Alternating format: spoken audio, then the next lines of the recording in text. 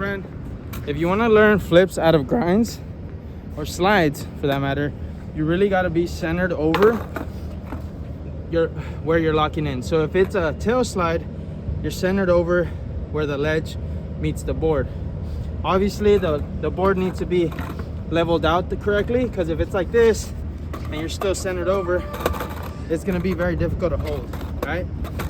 Still, it applies when you're doing a trick like Smith flip out, which is what we're going to use to, you know, apply this concept of making sure you're centered over the correct area so that you can get a good snap, be controlled, and have variability in terms of, you know, oh, I want to learn a heel flip out, I want to learn a flip out, I want to do big spins, 180s, whatever it may be. You need to be centered correctly over you know, that area. And so the trick we're going to use as an example, like I mentioned, Smith flip out. With a Smith flip out, you want to make sure you have Smiths that you lock on where the wheel is hitting the ledge, right? If you're doing a Smith and it's barely locked on, this you know, this toe side of the truck, you're not really gonna have good leverage when it comes to getting a flip out. So you want to make sure you feel that wheel applying some sort of tension on the ledge.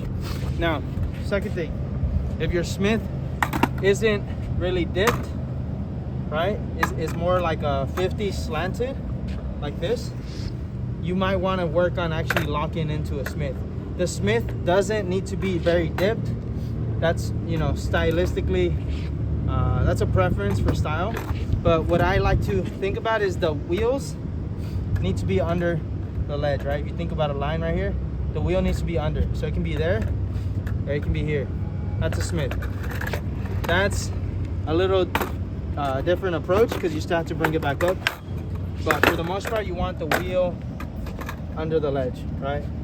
So having said that, if you're someone who doesn't have a trick that you want to, you know, do a variation onto, like a nollie, like if you want to nollie into it, the slide or grind, or you want to flip out of it or shove, do any variation in or out, but you don't have the trick itself, it's gonna feel like you're trying to get lucky, right? Like I mentioned in other videos, you want to really learn it. And so with the intention to learn a flip out of this Smith, I really want to make sure I have a good Smith.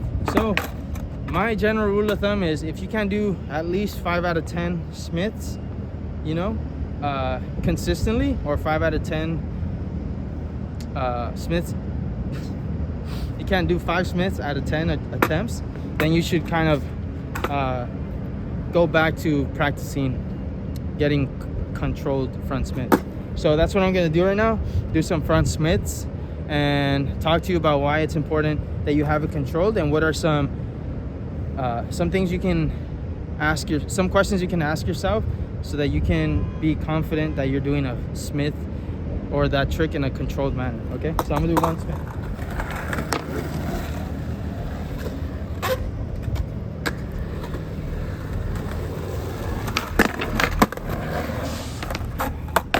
Okay, that Smith was not the best, but it was locked in. And so another thing I thought about as I was rolling to do the first attempt was, you wanna, you know, you're ready to do a variation of a trick once you can do that trick in many other obstacles. So for example, I can do this Smith on something like this, I can do it on something like that where I bump to Smith, I can do it on a flat bar. There's a lot of different obstacles I can do a Smith on. So that's when I built the confidence of, oh, maybe I can play around with a different variation. That's idea number one that came to mind.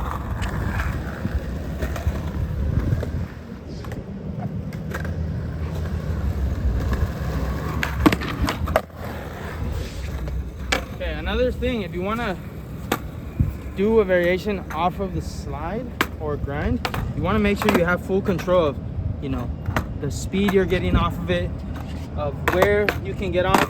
So if you feel like you're getting you're just trying to get towards the end so that you can roll off, but you're not really being intentional about coming off or even popping off, then there's always room to improve in that sense, where you can really control where you want to get on and where you want to get off.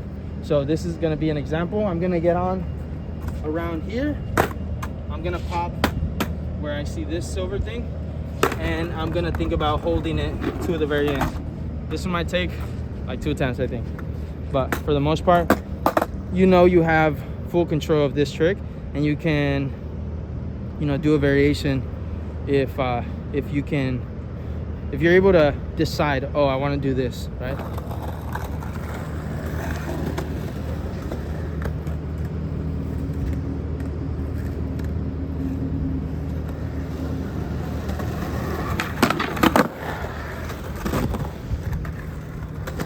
So that one I just rolled off. To give an example, this next one I'm gonna pop off. Another, I guess, metric we can say that's gonna show you or have you feeling that you got control over it is being able to add some speed little by little, right? This is really gonna give you a good, how do I say this? It's a good clue that you're ready to do a variation in or out of a trick, right? In this case, a Smith flip out.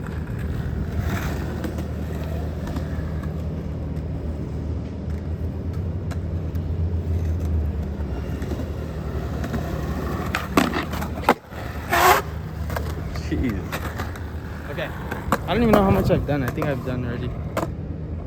You've done flip tricks in it. Okay, well, we're gonna end it there as far as understanding when you're ready to do a flip trick out of sorry, not a flip trick, a variation out of a trick, in this case flip out. But it's not to say, again, that you can't land, let's say, a Smith flip out, but you're going to feel like you're trying to get lucky, and you don't want to be going into learning something in that sense. Yes, there's room for curiosity and there's room for throwing things out, but when it really comes to application, you want to have a bit of control over it, right? Skateboarding is we have to submit to it already as it is, but it doesn't mean we can't go in there with a game plan. And so approaching it in that way, the game plan starts with, do you even have the basic, you know, that fundamental trick before you're trying to kind of switch it up and do a flip out or spin out, or even a, you know, nollie, like a nollie into it or a 180 into it. So, wow, there's something right there. I just sat on it. Damn it. Okay. So now that we know we got the trick, we can add a little variation. We're gonna do a flip out, and I want to talk about what we're thinking as far as when we're locking on, getting on the right area.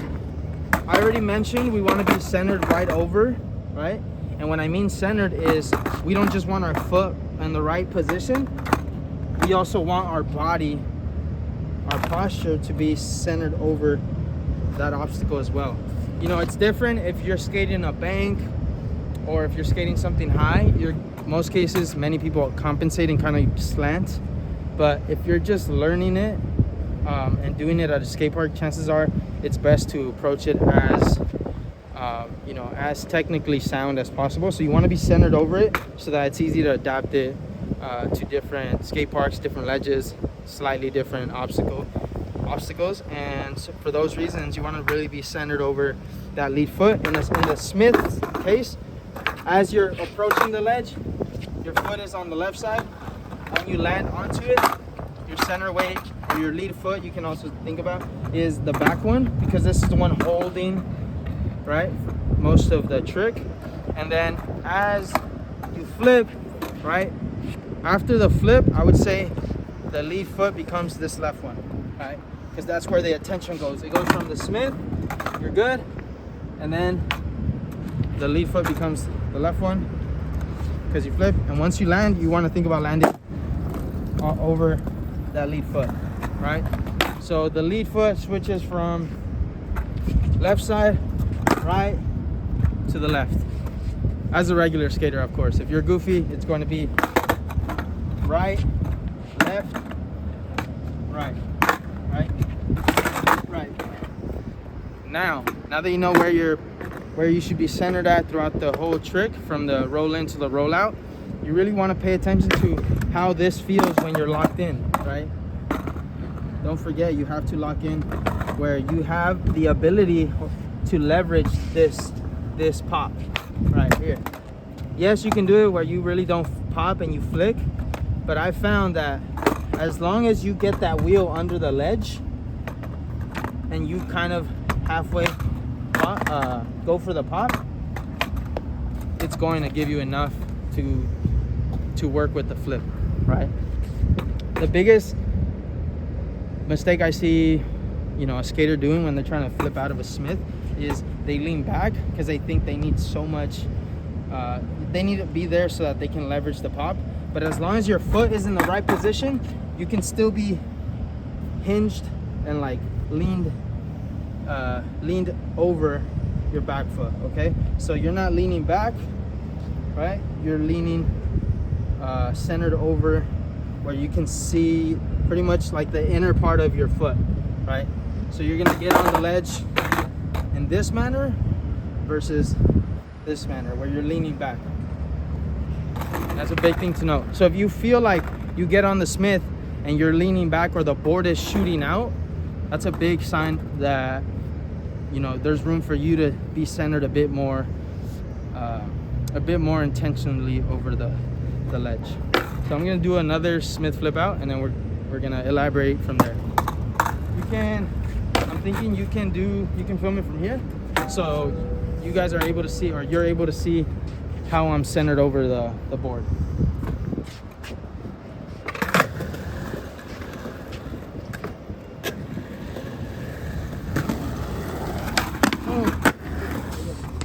So I felt like I was outside.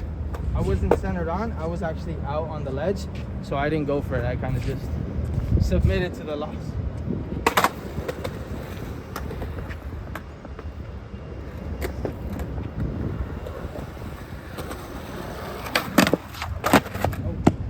Okay.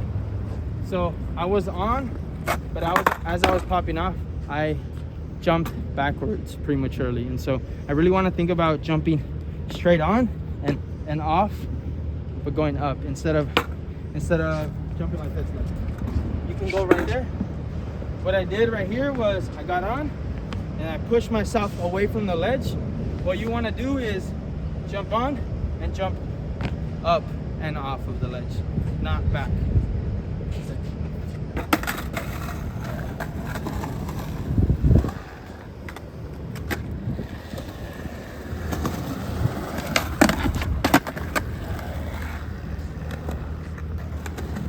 Okay, like I said, depending on the obstacle, you know, if you're trying to get out or it's higher, for instance, if I was doing a Smith here, it's more likely that it's gonna look like I'm pushing myself, but the intention is still to be centered over here correctly and jump up and line back down.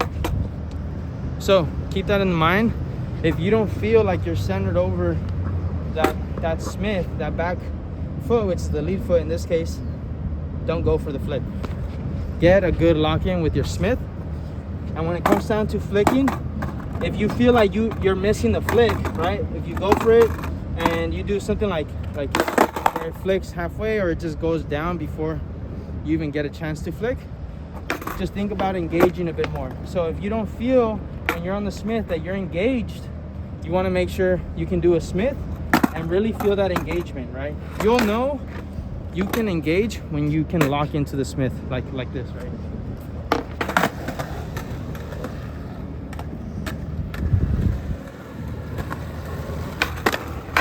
Oh my God. When you can pop out of it, lean back. What time is it? I don't know. Okay, it's fine. So point is, if your hips are back, your knees are slightly bent, you know you're engaged and you're ready to pop. But having said that, I'm gonna land one more and then we're gonna close it out.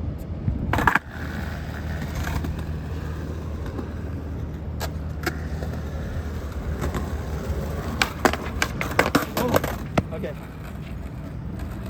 That's a good. When it comes down to being in control of the flick, you wanna make sure you're not tensed up and just kind of guessing with the flick. You wanna feel very loose, and so if you find yourself tensing up as soon as you get into the Smith, go back to just doing Smiths or go back to Smith and practicing popping out. That's a big way I got improvement when it came down to flipping out. Just doing smiths and popping out, right? Really hearing that, right? Because once I got full control of that pop out, I was able to incorporate that flip so much more effortlessly. Just similarly to how, you know, a lot of us want to skip to really getting a good ollie dialed before we land a kickflip.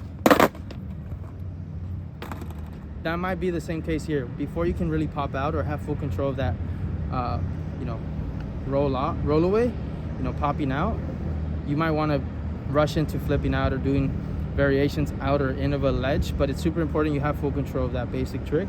And one good way you'll know that is by being in control of how you're popping out. All right, so here we go. One more.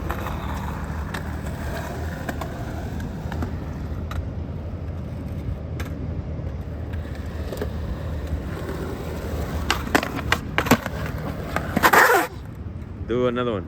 Another one? So I can get your whole body. Oh, okay.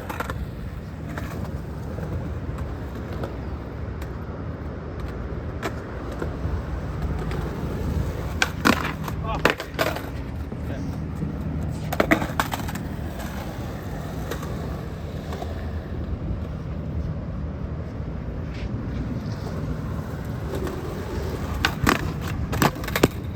Wow, I'm leaning in prematurely.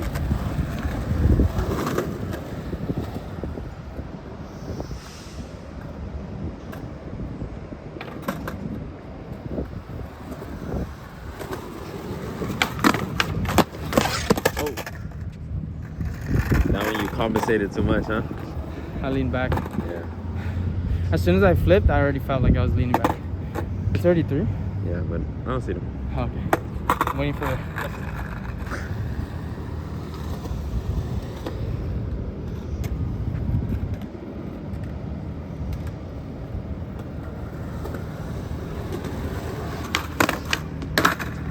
Okay, I think I'm fatiguing. Or I feel rushed. Reset. So I'm resetting. Super important when you're learning a new trick. You're giving each attempt its fair chance, or at least with that intention.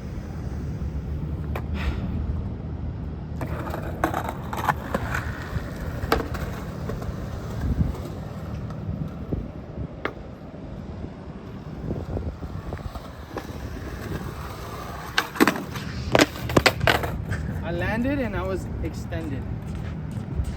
Oh, I got on the Smith and extended.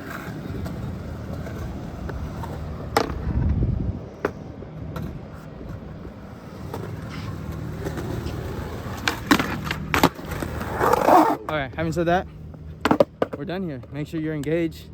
You feel in control of the trick you want to do a variation in or out of before you actually go for, you know, that variation. And you have so much more insight on what to reference as far as having control of that pop, the flick, and really being able to give yourself a fair chance as you learn a variation. Get consistent with the tricks, your fundamentals, and apply it to a variation at the end. Having said that, hope you enjoyed the video. Leave a comment, ask some questions. What other tricks would you like covered on this channel? If you're interested in lessons or coaching, hit me up at profe.carlos on Instagram, and then we'll talk about what that looks like. Peace out.